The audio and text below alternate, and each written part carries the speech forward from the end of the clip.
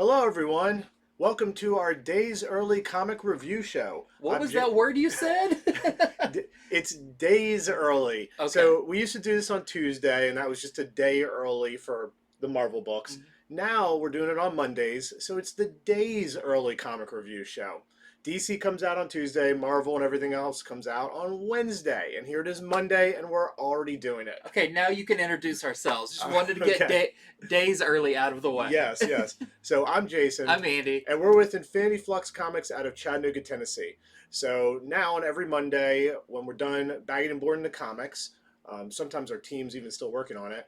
Andy and I pull aside the ones we most want to read, we most think people want to hear about. We read them, and we're going to tell you about these comics. We do what we call a spoiler light review, meaning we're going to tell you about major first appearances, reasons that they might disappear off the shelf really quickly. But past that, we're going to tell you a little bit about what each comic really is about, more than you're reading the solicitations. That way you know which ones you want to go to your store and possibly purchase just for the read. A lot of cool books this week, so without further ado, let's get underway. Yes, starting off this week with a much anticipated return of a fan favorite character. This is Batman Beyond Zero NeoYear. I keep wanting to say 0 year. It's NeoYear #1, which, like we said back when I talked about this book on our Friday's shows, back when we previewed it, NeoYear is also kind of a way of them doing a year one story. So this is really cool. This is in continuity for the most part. What you consider the Batman Beyond continuity, but this isn't based solely in the animated world. But why is this a year one? Because this actually takes place after all the previous events. This spins out of I believe Batman Urban Legends #7, which is one where Bruce Wayne has died. Bruce Wayne, who has been Terry McGinnis's mentor for his entire career as Batman Beyond, has died. And this is the first year of Terry McGinnis basically being on his own, being Batman, without having that kind of that cushion behind him, or that person to bounce ideas off of. So that definitely puts Terry in a really interesting place of definitely feeling less confident about everything he's doing. So how this book opens is the Bat computer, because of something you'll have to read it to find out, has now seized control over all of Neo Gotham. And it's done in a very quiet way where it basically says, if you're not looking, you wouldn't notice. Batnet. Yep, it's the Batnet that is spread out, become aware, and that is kind of our looming threat in this. But this mostly focuses on a new corporation has kind of merged with Wayne Tech and become a new kind of tech mogul empire run by a guy named Donovan Lumos. And I believe this is his first appearance, but most people know him. His kind of nickname is the Holographic Man.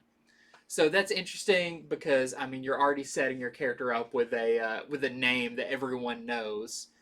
But I saw we were talking about it online. Some places are calling him the Sword, which he never that is never brought up. He's referred to himself as like the Sword of Gotham, but that's not his title, at least not yet. But he is called the Holographic Man, which does sound like a confirmed name at this point, at least. Sounds like he has a secret identity, too, when somebody Yes. has a name like that. So this is really interesting because this is not that starting off on a smaller scale, but it's definitely starting off as a more personal story with Terry McGinnis. Still being Batman, but kind of trying to figure out his way now that he's by himself, working with Commissioner Gordon, but of course this time it's Barbara Gordon is the commissioner of Neo Gotham. And it's a really good issue. It's a very strong um, beginning. Nothing like crazy shocking happens, but I'm glad that we're bringing Batman Beyond back into the main fold of things. He's such a loved character. I love that character growing up watching the show. So if you are a fan of Batman Beyond, this is a great jumping on point. It fills you in on possibly what you've missed with the Batman Urban Legends story. It's done pretty quick, and you're kind of off to the races by that point. So, very good first issue. Um, I think a lot of people will be checking this out. The art is great in this. So, this is actually by the creative team that did Kang the Conqueror recently at Marvel, Kelly and Lansing. So, if you like the storytelling of that, there's a bit of that, but the bit that is a very well told story, a very well thought through, concise story like Kang was. And this is the second Batman Beyond thing that DC's launched recently, because they just launched Batman Beyond the White Knight. Yep, that was just last week. So we've they're really, you know, pushing Batman Beyond. I think that's awesome. So here is our A cover. We have our Ward variant. What I love about Batman Beyond too is just the colors. Like, the whole book kind of shines with like a neon, but then the darkness of Batman kind of breaks it. We have a 1 in 25 DeMio variant that we're selling to our customers for $30. Okay, so you did sort of an... I've got one more. Oh. I've got a big one. We have a 1 in 50 on this? We have a 1 in 100. Oh, wow. This is the 1 in 100 Jim Chung variant that we are selling to our customers for $130. Check that one out. That's very nice. Yes. Okay. So you just did, you know, alternate sort of Batman. You know, it's Batman of the future. So, of course, Marvel has their own versions like this. And so they have launched Spider-Punk. This is actually Spider-Punk's first self-titled solo series. He's been in books, but he's never just had his own title series. This is a limited series, though. This is not ongoing. So I checked out issue number 1, and in it, as far as first appearances, you get the first appearance of a new Riri Williams character for the Spider-Punk universe. She calls herself Riot Heart. So instead of Ironheart, she's Riot Heart. Okay. Yeah. And so in this issue, you got Hobie Brown, who is Spider-Punk. He is hanging out with Captain Anarchy, which is their version of Captain America.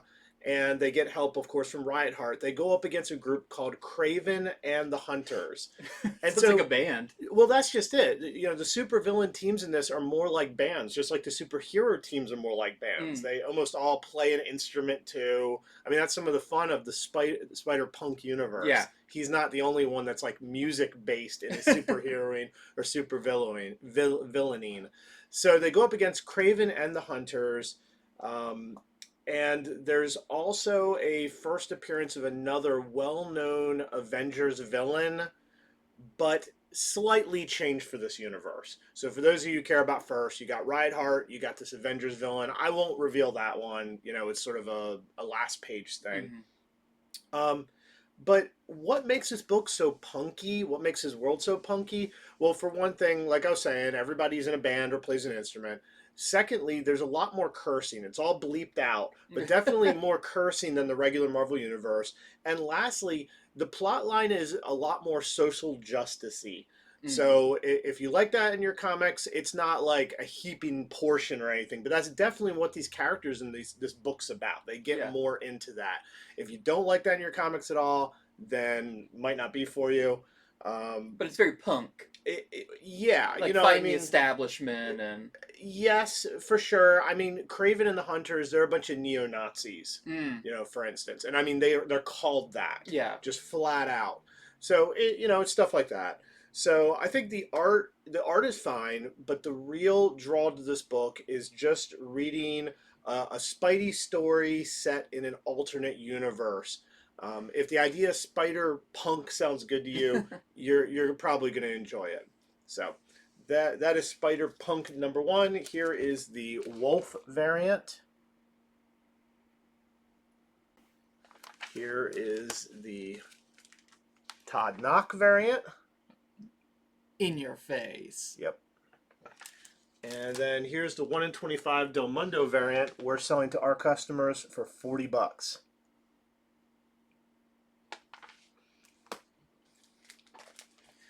Awesome. Well, next up, I have my Marvel book, and it's a new comic week, so that means a new X-Men #1. Because there's been a few lately, but Marvel has orchestrated these really well. They all have their place. You know, you just reviewed Immortal X-Men. Yeah, they're not stepping on each other's toes too No, much. they're not, and they each have kind of something to say within the world. So we have X-Men Red #1. That's not even taking place on Earth. No, which the red is a fun thing because they've actually had an X-Men Red title before, but this time I feel like the red is definitely referring to Mars. But you see right there in the center, Storm is your main character in this. So our team is Storm. The kind of the team are their dramaticus personae in the beginning that they give you is Storm, Magneto, Sunspot, Thunderbird, Abigail Brand, Cable, and Vulcan. And this is the older Cable too, which is interesting.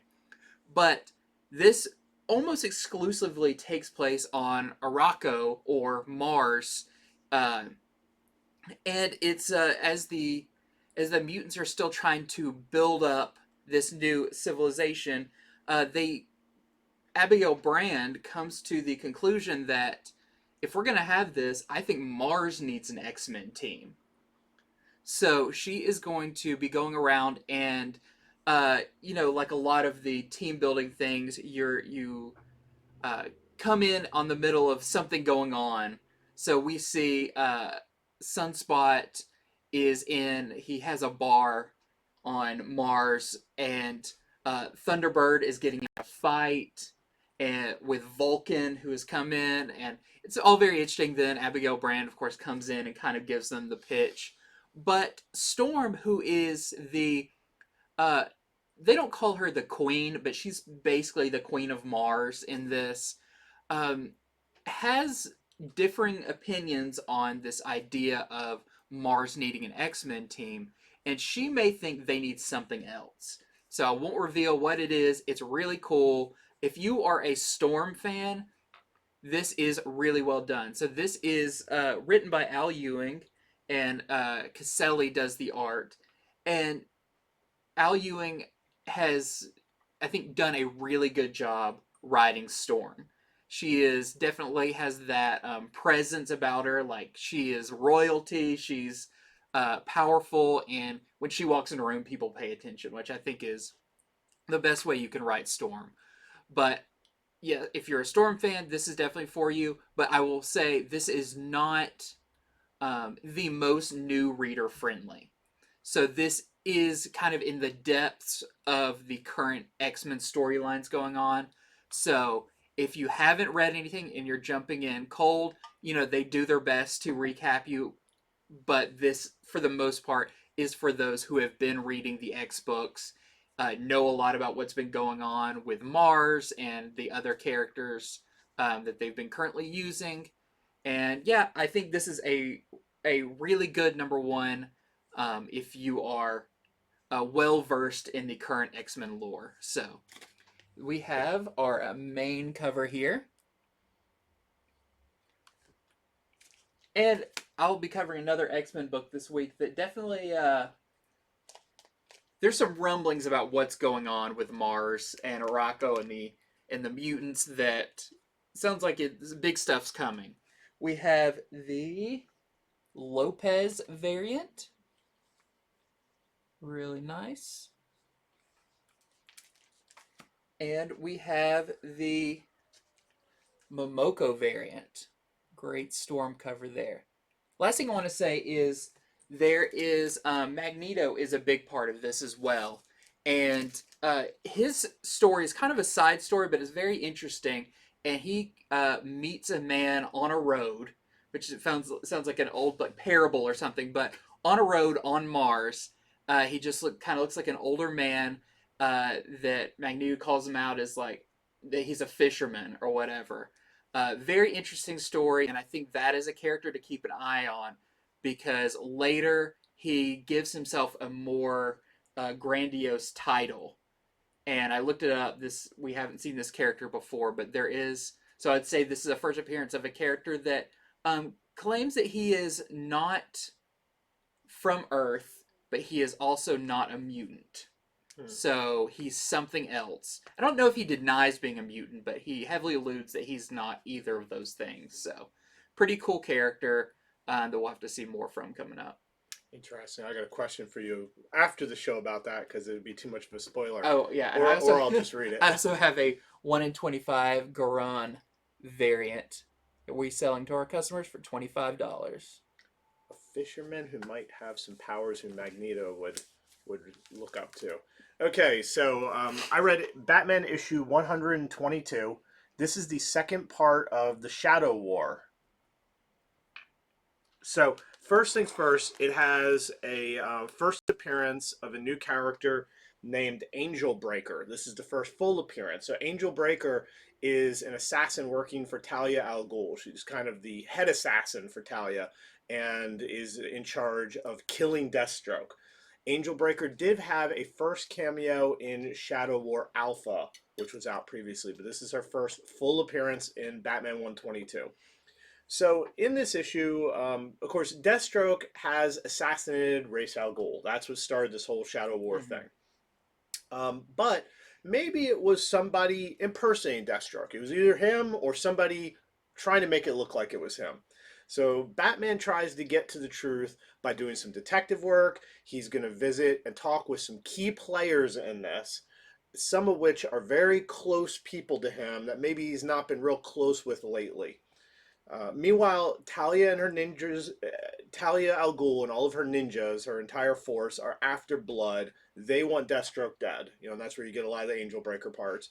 And then you got Damian. He's off on his own. He's going to enlist some help from somebody he was in the tournament on Lazarus Island with. Cool, they haven't forgot about them. No, not at all. So all this will be continued. Part 3 is going to be Deathstroke Inc. number 8. So a lot going on. Just don't want to ruin the read there. Now, there's also a backup story in this. It is the first time Batman ever goes up against Deathstroke, as Deathstroke's been hired to kill Robin. Huh. Yeah, That's and funny. I think it's Tim Drake Robin. Okay, I'm pretty yeah. sure. So, and this is going to be an ongoing one. It's not just a little one shot. This is going to be a backup story that continues. So, pretty awesome backup story as well. And so, as far as the variant, we've got a Delato variant. They have Delato doing Batman variants now. Yeah. And then there is this 1 in 25 Cruise variant we're selling for $20 to our customers. And lastly, Jock's doing these foil variants. It's a 1 in 50 we're selling for $60. Ooh, shimmery, nice. Super cool. So, next up is probably what I took the longest notes for, because I just felt like I was reading so much in it. This is Alice Ever After number 1. So this is a new book from writer-artist Dan Panosian, who does a little bit of the art in it. He doesn't do all of it, but he does some key scenes. But the other artist is Giorgio Spalletta. And as you can tell from the title and kind of the cover, this is an Alice in Wonderland story. Now, Dan Panosian's been around for a very long time, since the early Image days, working on books like, a lot of Rob Liefeld's books. He did other stuff like Prophet and all that. But just recently, I feel like he's really turned to writing. He did the Ravens book recently, The Unkindness of Ravens. So Right. he has a very interesting writing voice as well that is very deeper than what you would expect from a writer-artist who, is not doing all the writing duty, or not doing all the art duties. He's doing the writing. So in this, this takes place well after the original Alice in Wonderland. Alice is now an adult, or young adult, and she is a very troubled woman. She doesn't look it on the surface, but her family is worried about her. They're slightly ashamed of her because she is hanging around with a rough crowd. That is because she is stealing from stores.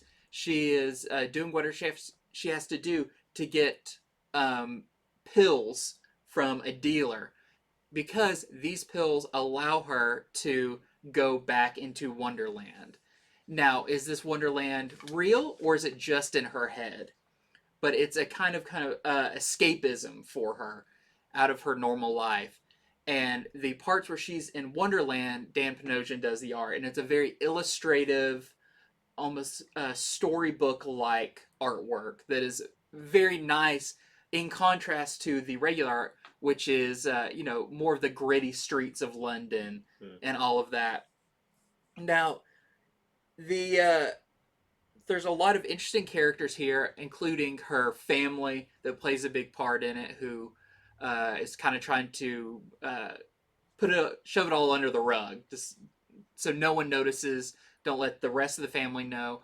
And the book is also narrated by Alice's two pet cats that have a very fun back and forth dialogue that you can very much imagine their voices very Aristocats version. They're very prim and proper London cats. Is one named Delia? Oh man, I'm trying to remember. Yeah. It's been so long since I've read Alice in Wonderland. I forgot what their names are, but they're very funny. But this is a mature tale without being a mature title. This hits on a lot of big heavy themes without getting too dark. But we'll have to see where it goes because it's interesting to see how does the Wonderland that Alice visits reflect the real world, and could that be kind of some of the makings of Wonderland? There's some characters, your classic, oh, that guy reminds me of this character from Wonderland and all of that. It's a very good beginning of this miniseries, and I'm excited to see where it goes because this is one of those books that definitely feels almost like an old Vertigo book, very literature based and story driven that I really enjoy. And I'm assuming Allison is probably in the public domain at this point. I believe she is, yeah. So, highly recommend. Also, we have some great variants as well. I've got so many notes on this, but I don't want to give away too much just because it is such a interesting read. So we've got a J. Scott Campbell cover. You can kind of see the duality of the Wonderland version and then the real world version that's a bit darker. We have a Frizzen variant.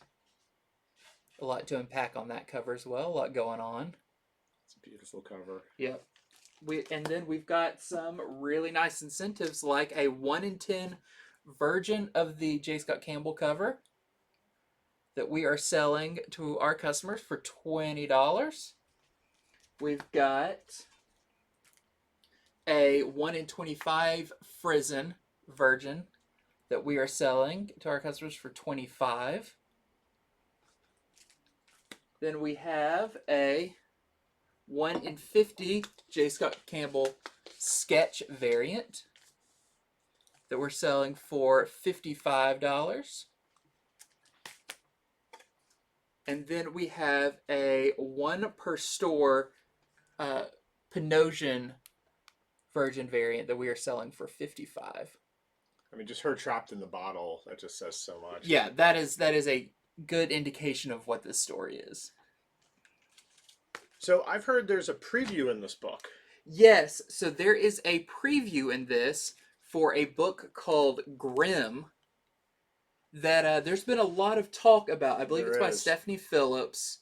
And someone went as far as to say, is this the new Erica Slaughter type character? Bleeding Cool had an article today where they were touting it as possibly, new Erica Slaughter. Yeah, that kind of level of character. So you can check that out. There's just a few preview pages in the back of it, a picture of the cover, all of that. But like anything, will this be considered a first appearance or a first, I don't know what you call a preview. It is still considered a first. Okay. First, appearance in a preview. Yeah. thing. Yeah. But I think some people are going to be coming into stores grabbing Alice Yeah. for that preview. So we wanted to make you all aware of that. Yes. Okay, so next up, I'm going to talk about Moon Knight number 10. However, before I talk about the greatness that is Moon Knight number 10, it reminded me of something that isn't so great, and that is that Marvel's card stock for the covers this week is again terrible like last week. I meant to start talking about it with Spider-Punk. All the Marvel books that I read this week have that really, really thin cover stock. So once again, don't get mad at your store over it. We can't help it. All of us retailers in the retailer forum we're in have been complaining to Marvel. They swear that they're not going to use that printer anymore. But they already had orders in. Yeah. So we're getting through that period with these terrible cover stocks. So maybe another week's worth, who knows. So let's talk about Moon Knight. This has the first full appearance of Rutherford Winter. So Rutherford Winter, he's a character that first appeared in an online-only comic that was done by Jed MacKay ages back. And so, what do you know? Jed MacKay's writing Moon Knight amongst a lot of other good Marvel books. He wants to take one of his characters that he probably cares a lot about and bring him into the Marvel Universe. So I think this is a character to keep your eye on because the writer created him. I know if I were a writer, that's what I would do with my characters. So anyway, he had a cameo in a previous Moon Knight issue where he is kind of escaping Ravencroft. So this issue is his first full appearance. So there are two stories going on in this issue, and I love the way that Jed MacKay tells his stories because it's two stories that come together into one. And in the one story, it is Moon Knight talking with his therapist. Now, that might sound dull. It never is. When Moon Knight's talking with his therapist, great things always come out of those sessions. But something that I don't think anyone sees coming is going to come out of this one by the end of the issue. In the other story, it's about Rutherford Winter visiting Moon Knight at his new midnight mission, which is now technically a haunted house that Moon Knight is in charge of, which is cool as anything. Yeah. Well, Rutherford Winter comes armed with a gun, and he's looking to fight Moon Knight. You'll have to read why. So you get to see both those stories unfold. You get to see some of the powers of Moon Knight's new mission. He gets to use it on somebody. And other than that, there is sort of a big secret villain reveal that I definitely didn't see coming. And I guess it just leads me to think, is there anybody Moon Knight can trust? He gets backstabbed a lot in this book, and that continues even in this issue. Maybe the greatest backstab yet.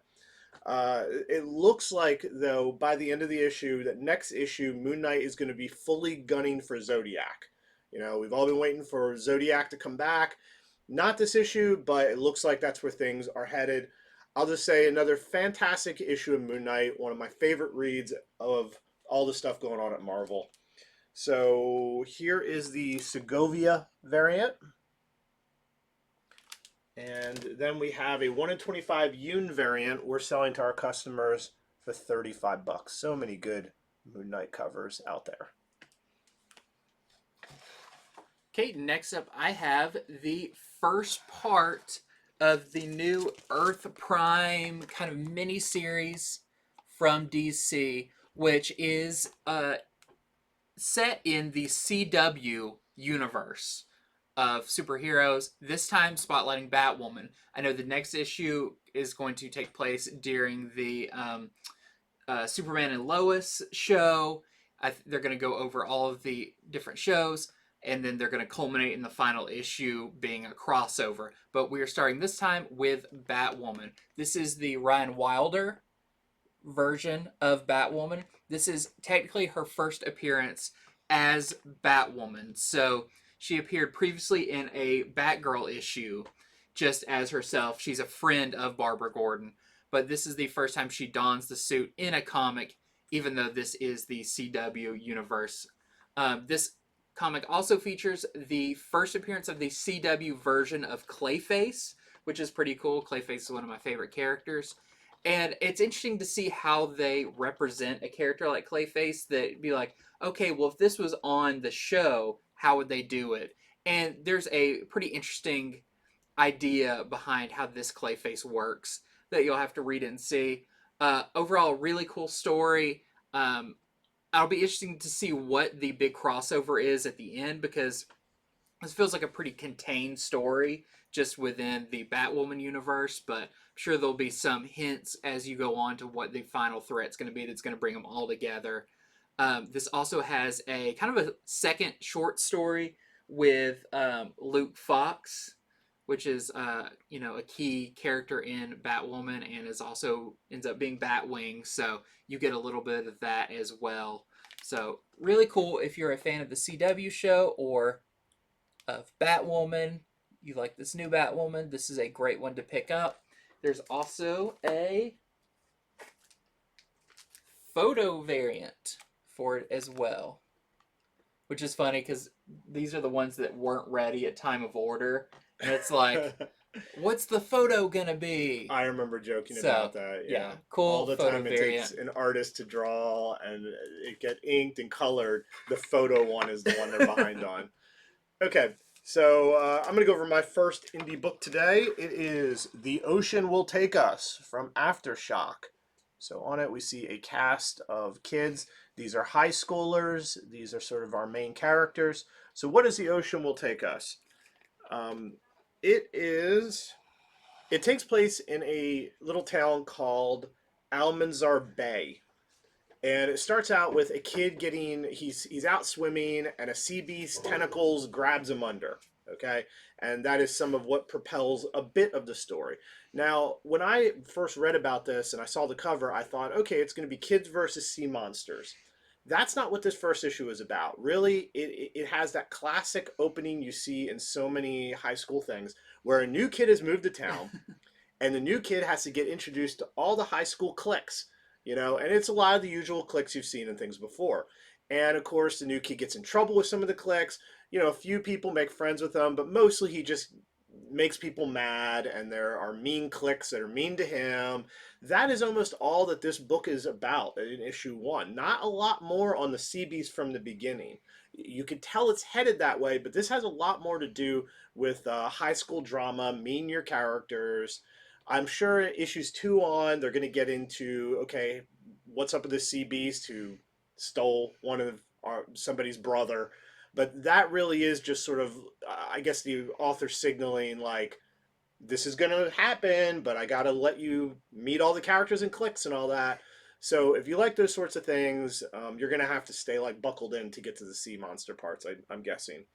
I want to talk about the art, though. So this art is what I call lightly manga inspired. Some people might think it's even more than lightly inspired. Like, for instance, like the high schoolers that are meaner, they have like sharp noses.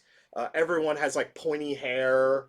There's action lines in the backgrounds occasionally, like if somebody's diving, you get like the sort of manga action lines. So that's the sort of art that's what stood out to me. It's really interesting when people take their sort of their love of manga and those sensibilities, but they don't like lean totally into it. It's like a bit of it.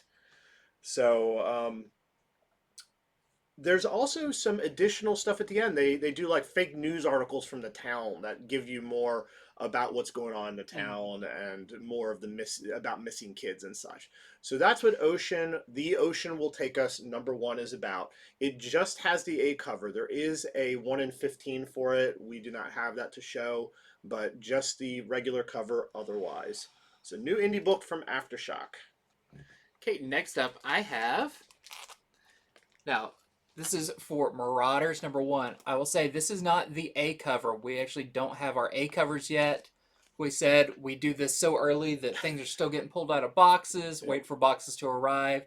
So this is actually the Momoko variant for Marauders #1. Now this is the kind of relaunch of Marauders. Of course, there was the previous Marauder series that was very popular. The story in this Marauders issue actually starts back in Marauders Annual from a few weeks ago. That was when Kate Pryde got a map on Krakoa, and at the end of that issue, she's like, I'm going to follow this map wherever it takes me. She follows that map for like half a page, and she finds the destination really fast, which is funny. It's like, okay, yeah, continuing from the annual, but not necessary that you read the annual, because that's pretty much done pretty fast. But where the map leads her is to a place on Krakoa, because they're still on Krakoa, still on Earth, that even it's a bay that even Krakoa is unaware of. It's like part of Krakoa's mind is blank right here. Now you'll have to read it to find out why and what's all the mystery behind that. But there is this, what happens there leads Kate to a bigger mystery about what they refer to as the first mutants, which I reread parts over and over because, I mean, they've kind of explored that with Apocalypse being one of the first mutants and all of that. But apparently, the first mutants are they're still around and they are being held captured by the Shi'ar.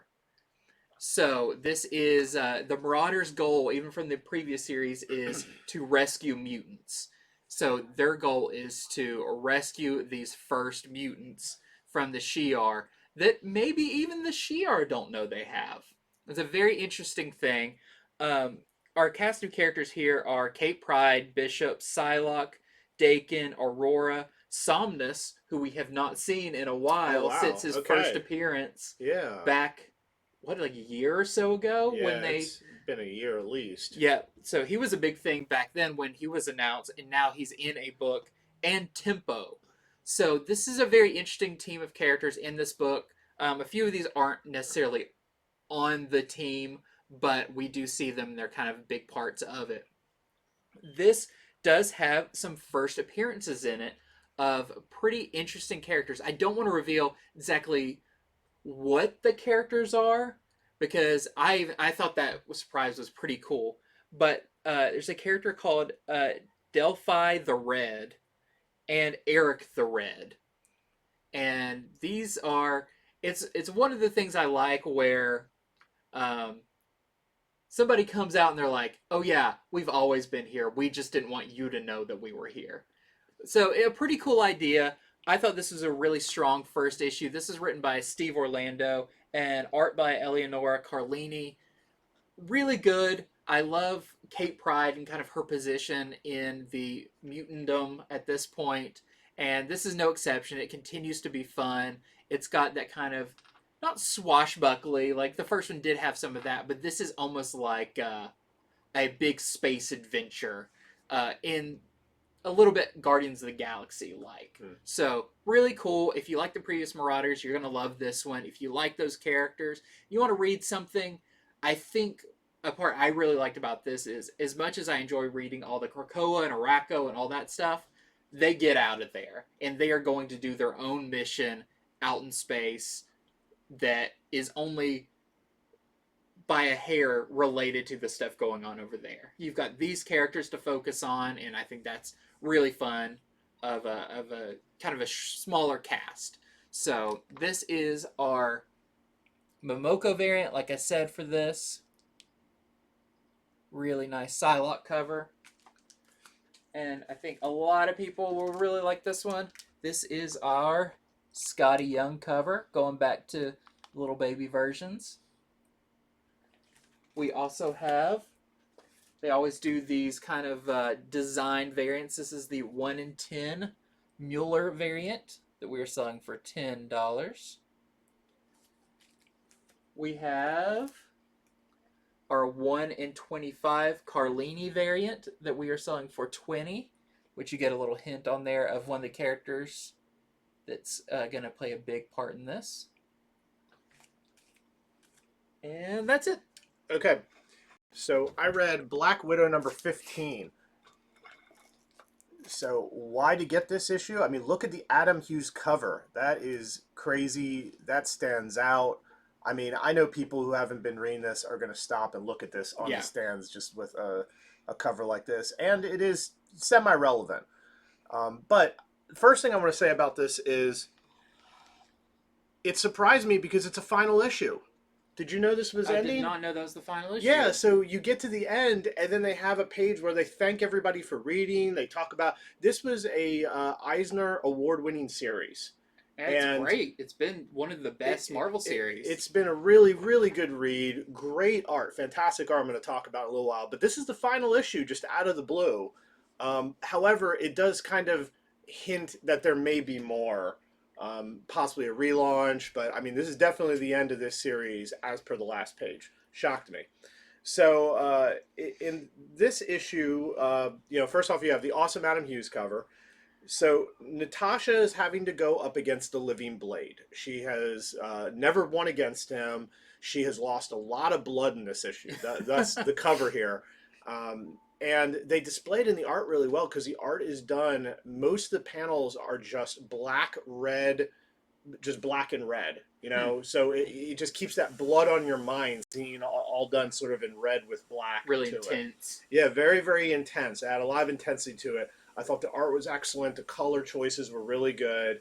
So she's going up against the Living Blade. Can she possibly defeat him as badly as she was already beat down last issue? You'll just have to read it to see. It's going to take her whole team to pull off a full victory, though, because there's more going on than just her fight with the Living Blade. And you also find out the full extent of Apogee's plan, who's been sort of the main villain of this series.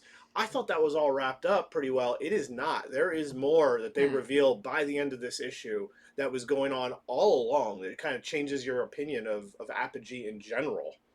So, very cool, unexpected final issue for Black Widow, issue 15. I will miss the series. Hopefully they get that team back together, the creative team, to do more. Crazy. And here is the Peach Momoko variant. Here is the Care Andrews X-Gwen variant. I really like this one. And then, of course, you got the Fornes variant. And there's a 1 in 25 Forbes variant we're selling to our customers for $25. That's so sad. I didn't know that was the final one. I didn't either. I'm not sure anybody did. That's a kind of came out of nowhere. Yeah. Okay, next up is a book that I hope people give a chance because it was probably one of my favorite reads this week. This is Lego Ninjago Garmadon #1. So this is our first book from Image Skybound publishing Lego comics. This is really cool. So there's a lot of really hardcore fans of the Lego Ninjago universe. It's had the show, it's had a movie, and this is in the continuity of that, but it's still new reader friendly. So in this, Garmadon, who is who's kind of the big bad of the entire Lego Ninjago universe. He's got 4 arms, and he's an Oni. He's big bad guy. Very Darth Vader-like. I was going to say, yeah, I see the to the point of the hero of the ninjas is his son that he reveals in a very Star Wars-like way. But in this takes place afterwards and after a big fight, which they do say happened in the show. I didn't see that, but I didn't feel like I was missing out on anything. Garmadon had to help the ninjas to defeat this oncoming army. And in doing so, we're picking up a little bit afterwards, and he is now kind of a Ronin type character, wandering the countryside, trying to figure out what to do with his life. He was this kind of big bad evil thing, but he has kind of found some good that might be in him. And as he's journeying, he runs across some kids who are getting attacked by a bear that he can't help but intervene in it. He's slowly being kind of haunted in his dreams by like this shadow version of himself that's like his evil side. This is a very in-depth book for a Lego book about ninjas. But I really like this. The art is awesome. So the art is done by the writer Tri Vuong. And he just captures a lot of really, really interesting things using the Lego style. So this is kind of that Lego characters in a real world. Not everything in this is made of Legos, but you can see like the bear looks like a Lego piece. The villagers, Garmadon himself. This was really fun. This is a mini series. I hope this does well because I would love to see Skybound continue the Lego license with a bunch of other things. There's so many fun things they can do with it. This writer is the one who is going to be doing the Everyday Hero Machine Boy, which is a new graphic novel coming out that a lot of people are excited about. He's doing this, and I think this was a great read, a lot of fun, but actually had a lot of like lore and depth to it that I was not expecting. So if you're looking for something fun, this is all ages, but it's kind of one of those all ages that you could read with a child or read it by yourself, and you'll both have a great time with it. So this is our A cover. We have our cover done by Vong as well. Then we have our, I love this one. This is our cover by Junie Ba with these awesome Lego skeletons kind of rising from the dead. Just an intense cover, but Legos. And then we have a 1 in 10 Wayland variant that we are selling to our customers for $20. Okay, so I read Batman Killing Time #2 of 6 by Tom King. So I've been seeing online some sites claiming this is the first full appearance of the Help, who the Help was this sort of like older, like I said, he was like a cross between Alfred and Lex Luthor character who had a cameo in the first issue. Well, I'm here to tell you that that is not true. I didn't see the Help in this at all. At all. I read it, then I saw sites saying that first full. I went back through it to see if somehow I missed it. I did not miss it, so that's all a bunch of bunk. Now, what this issue is about, let me tell you. So in the first issue, the premise is that the Riddler has pulled together a team, including Catwoman, Killer Croc, and Penguin. They're going to do this heist to steal this fantastic object, supposed to be the most powerful thing in Gotham that only Batman knows about. Like, even Commissioner Gordon doesn't know about it. Well, they pull off the heist and they get it. But this issue, it's more about how Riddler pulled the team together. How did he ever hear about it? Who's the person who told him about this thing? How did he pull the team together? All that. Tom King is doing it. It's called Killing Time. I think it's going to relate to whatever this power is, this thing is. But Tom King is using the whole Killing Time thing as a storytelling device. It's all told out of order. Very reminiscent of parts of The Watchmen, honestly, where it's like, at this time, this is happening. At that time, that's happening. I know other comics have done it, but I don't know. For some reason, that's where it takes my mind to. So it's a lot more. This issue is more about how do you find out about it? How do you get everybody involved? You also have more of it going back thousands of years. Okay, last issue did too. That's the weird part. It goes back thousands of years to stuff that's happening in like ancient Greece or something. It might have even been before then. I forget. But I mean, definitely is going to relate to whatever this item is.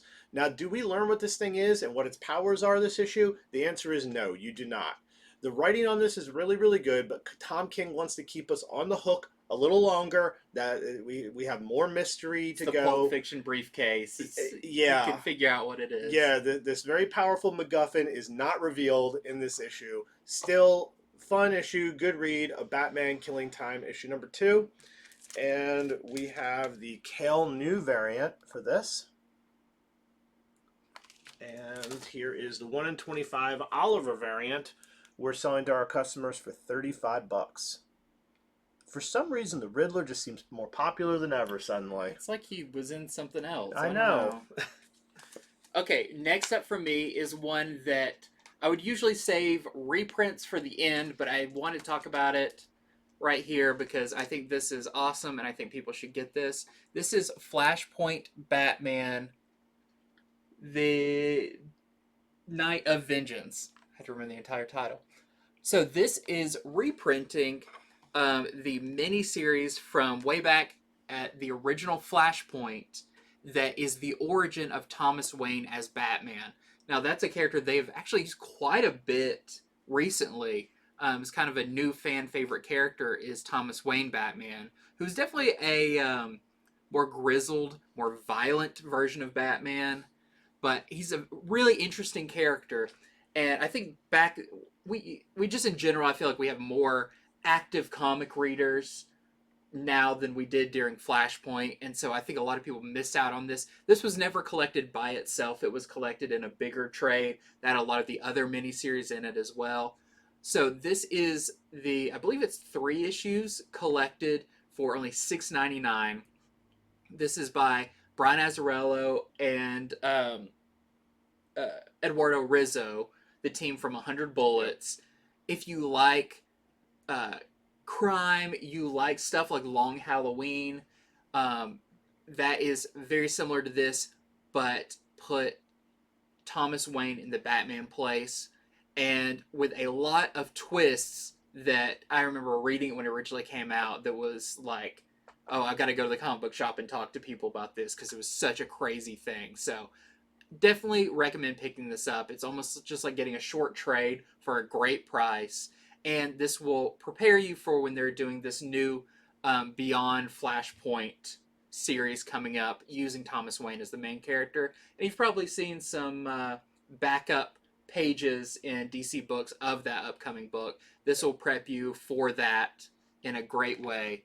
So, yep, Flashpoint Batman, Night of Vengeance. Pick it up. It's a great read for a good price.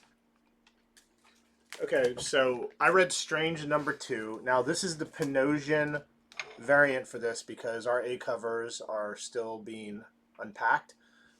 So, in this, so Clea is now the Sorcerer Supreme, at least until she can bring Doctor Strange back to life. That is what she wants to do. That is her goal. Last issue, she started to try to figure out how to do it, and a new villain appeared, this guy called the Harvestman. Who looked really cool. He has a scythe. So the Harvestman is sort of like an enforcer for death. Okay, so last issue, first appearance. We get more on the Harvestman this issue. As some magic went bad last issue, and instead of Stephen Strange coming back to life, it appears Thunderstrike.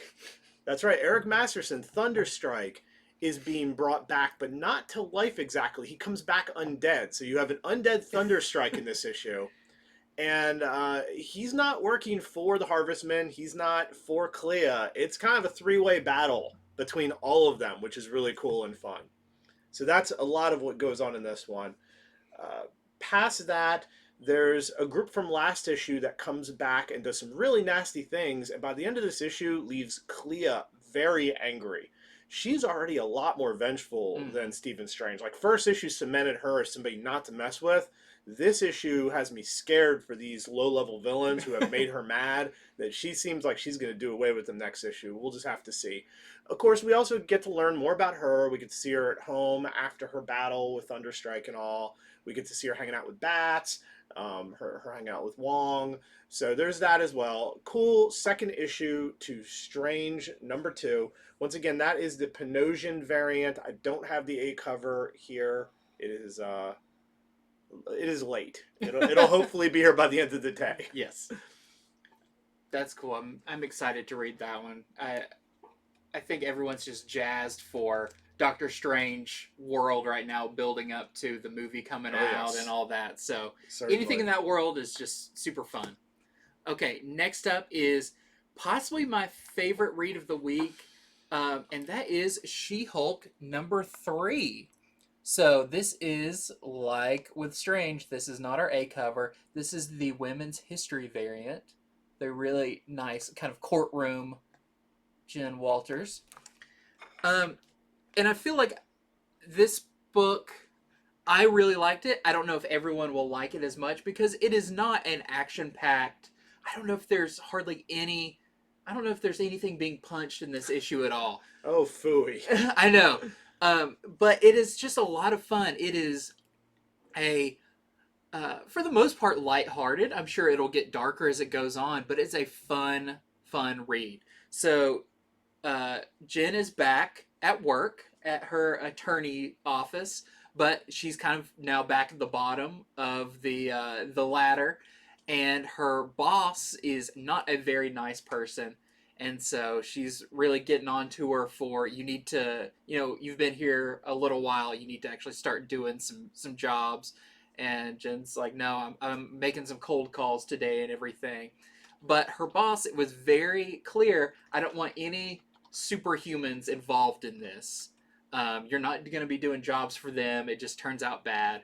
Well, let's just say Jen gets a call from not just one, but two superpowered people that are in very mundane uh, legal problems, but that they can't get out of, and they need to call on Jen to take care of them. We don't see those courtroom cases in this issue, but from the cover of the next issue, it looks like we're going to be getting into one of them, which I can't wait because it's so mundane, but with big characters that it's going to be great. The other thing that is kind of the deeper part of this is Jack of Hearts is kind of what seems to be kind of the main part of this issue. And Jack of Hearts is a character I don't really know too much about. He's an older Avengers character. He's pretty powerful. He's very powerful, and that is explained in here, which I'm very glad about. That Jen basically sits down because Jack of Hearts can't remember. The last thing he remembers is blowing up, and then he woke up and he's like at her front door with just the need to talk to her. And so she sits down and is like, okay, what do we know about you? What are your powers? What's the last thing you remember? What's your origin story? Why does your suit look like that? Why are you all card themed and stuff? It is a great, very well done explanation of who Jack of Hearts is, what his power levels are, and kind of what his relationship is with She-Hulk and the rest of the Marvel Universe. That, I mean, fascinating story. I'm very excited to see where it goes. It's taken a character I knew almost nothing about and set up a mystery that I think is going to be really fun to find out why he's back, because we know it's a big deal. It was in that that what was the he's in the Reckoning War with Fantastic Four. Yeah, and he was in that big scene where they were seeing all the in the Marvel Timeless one shot. Yeah, in the Marvel Timeless one shot, he was one of the panels in there. Yeah, and I think this is building up to something big with him. It's more of that fish out of water, before he's like, I've never eaten food or anything like that. And she's like, let me get you some New York pizza. It's just a really fun issue. So if you want something like that, if you like something kind of lighthearted thrown in, but with a very interesting story going on, I can't recommend She-Hulk #3 enough. I had a great time with it.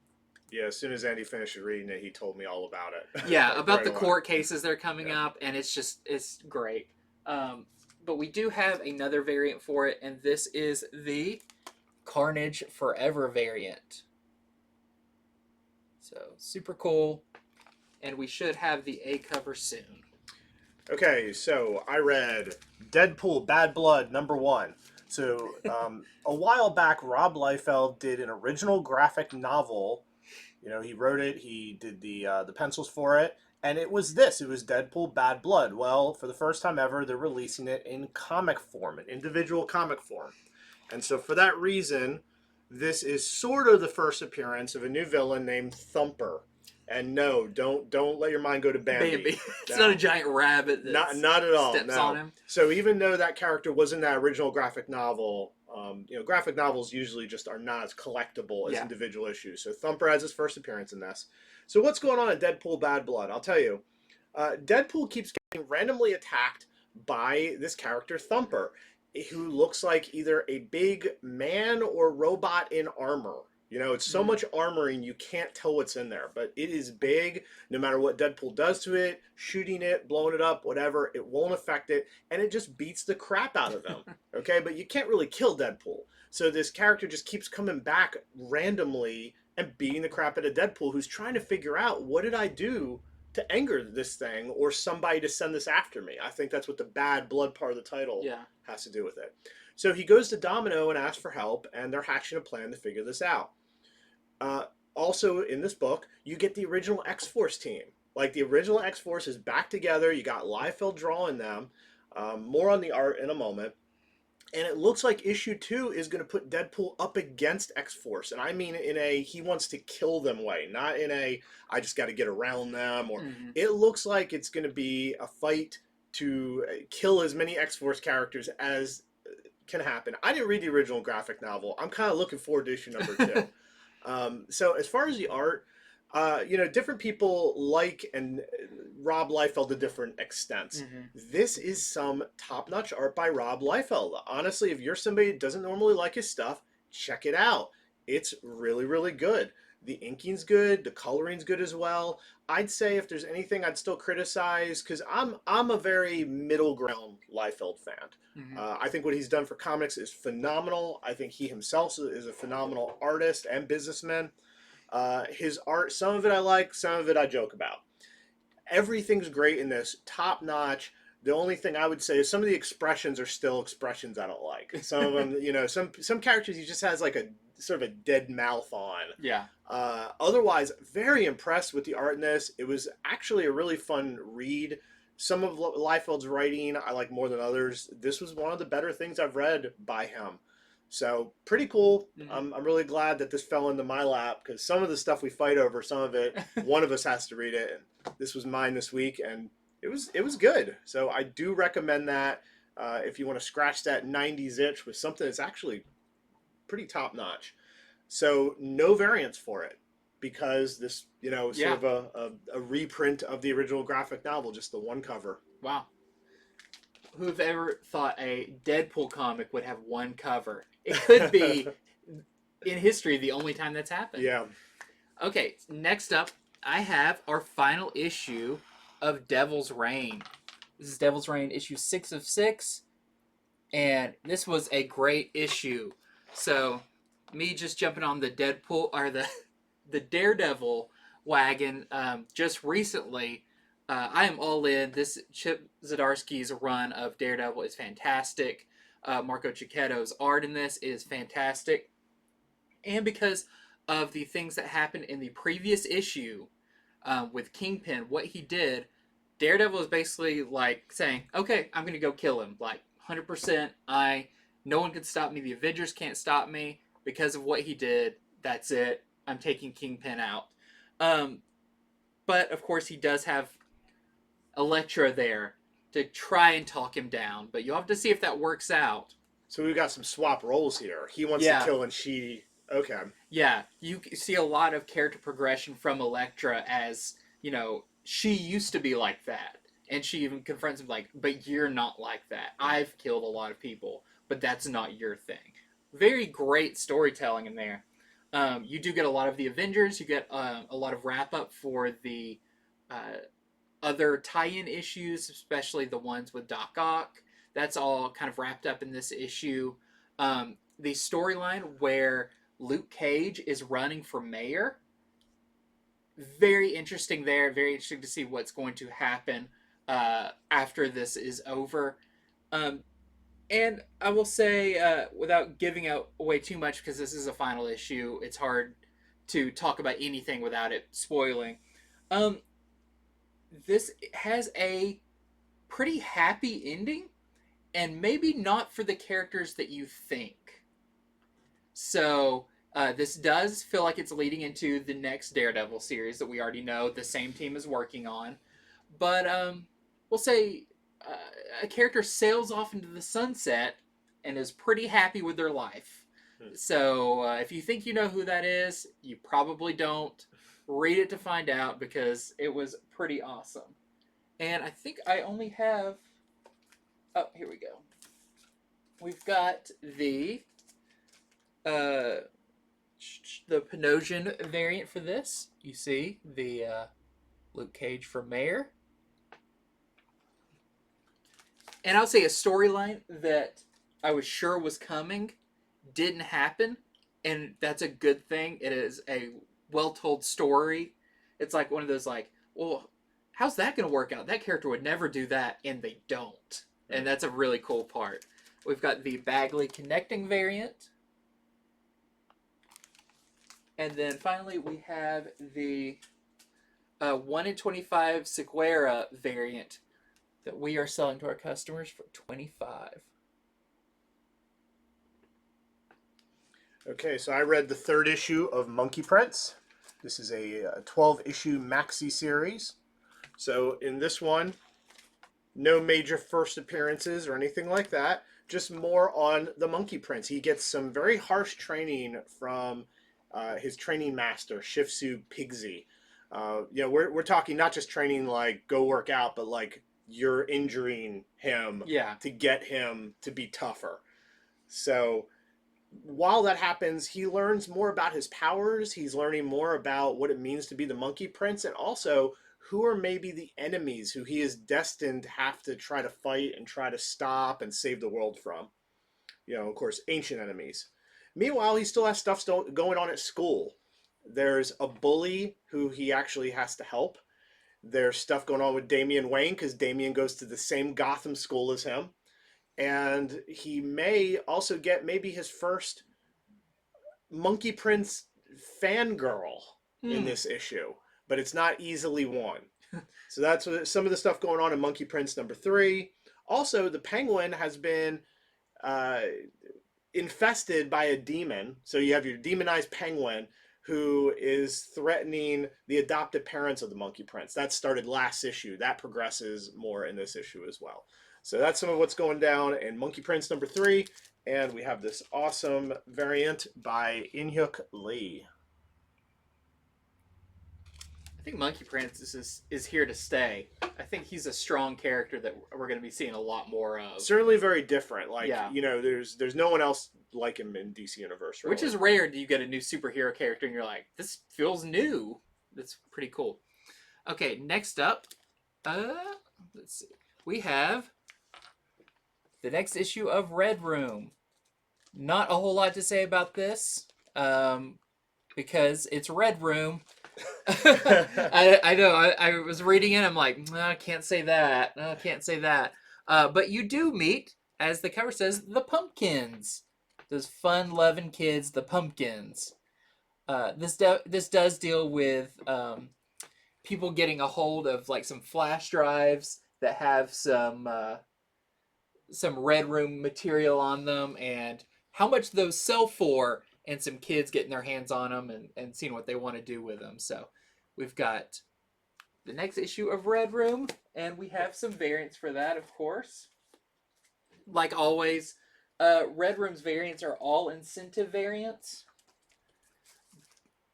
but still very nice. So we have the 1 in 5 Piscor variant that we are selling for $20. Then we have the 1 in 10 rug variant with those little pumpkins from their newspaper strip days, I guess. We're selling that one for $40. I don't remember Peanuts being so scary. And then we have the 1 in 15 McNiven variant that we're selling for $25 to our customers. Red Room. Ed Piscor using his immense talent to do a book that is not for everyone, but perfect and not like anything else for the people who want that. Okay, so I read Captain Marvel Annual. And so the reason I checked this one out for sure is Captain Marvel just got separated from the Binary Force. So you now have Binary as its own character and Captain Marvel. And I'm really interested to follow that, see what's going on with Binary. So I read this annual, and I have to tell you, this doesn't have anything to do with that, okay? This is actually set in the past. This is a one-shot story back when Carol Danvers was Binary, back when she was hanging out with the Starjammers, so you see on the cover there. And the one shot is basically that they're on this planet gambling. They get in a fight, at least Carol Danvers does, as Binary. And she gets arrested. So she's on this prison planet that is so cruel, she has to do a prison break to, not just for her own sake, but the sake of another character who really needs help, who's in this unfair prison world.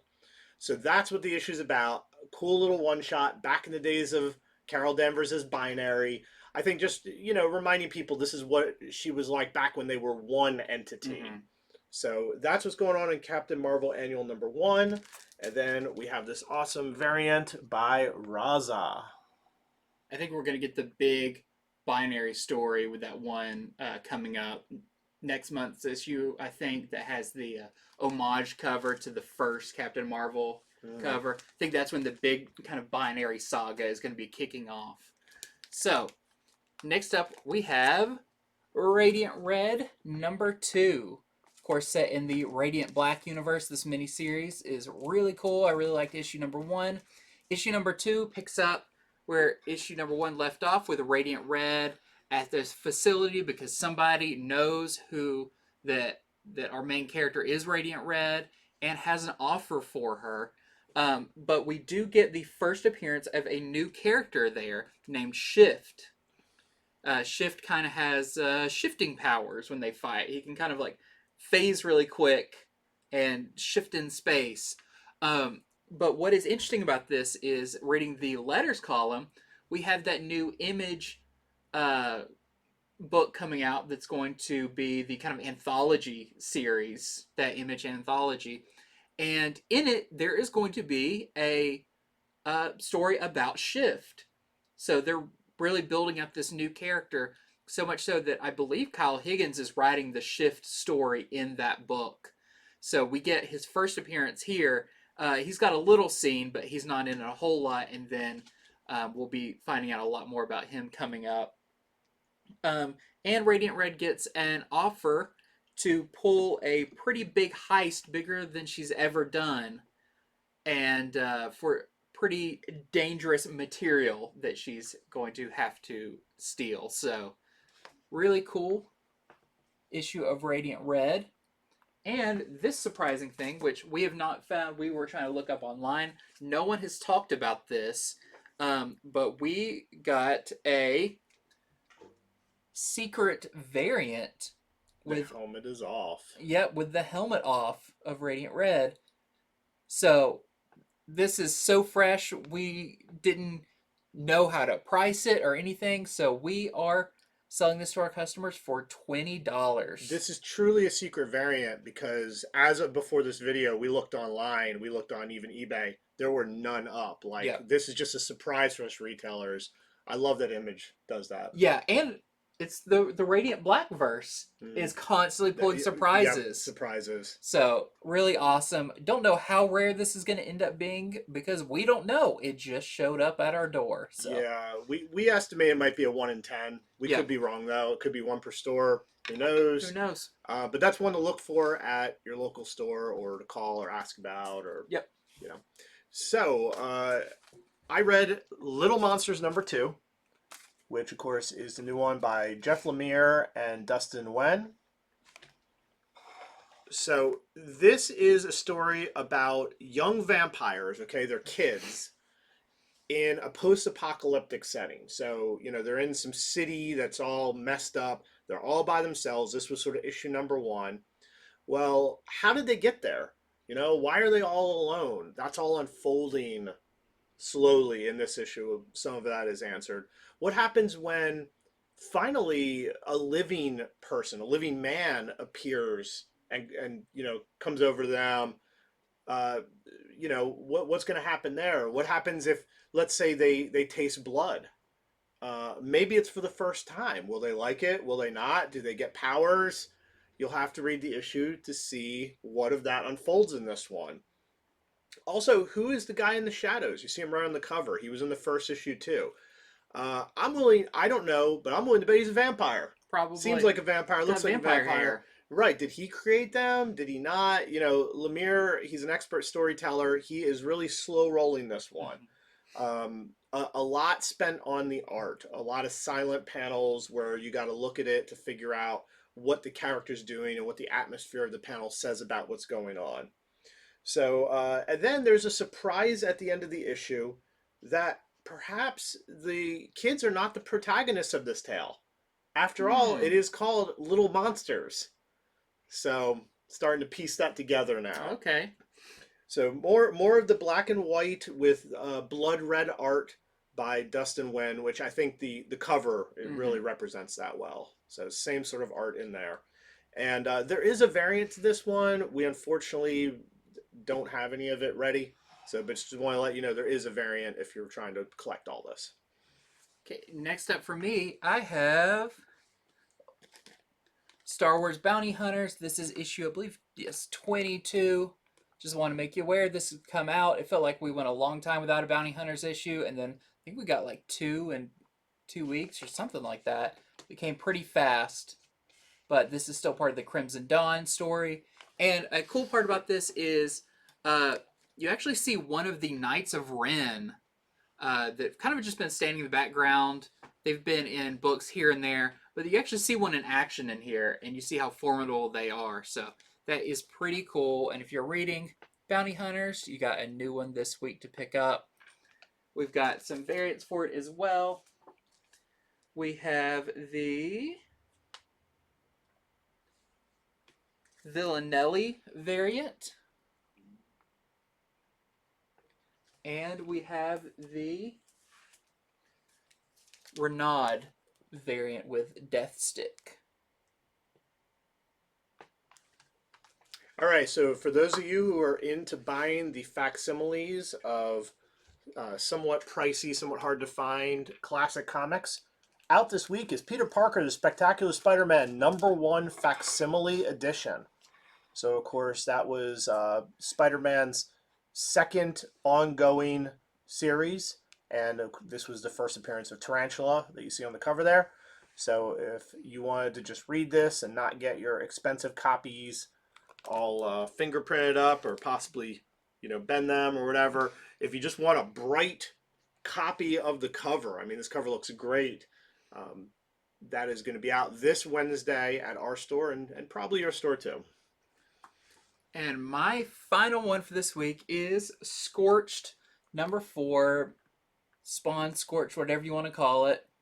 Another great installment in this series, a lot of action, all the Spawns in it. But a big part about this issue, of course, is the next part of our X-Men homage McFarlane connecting covers.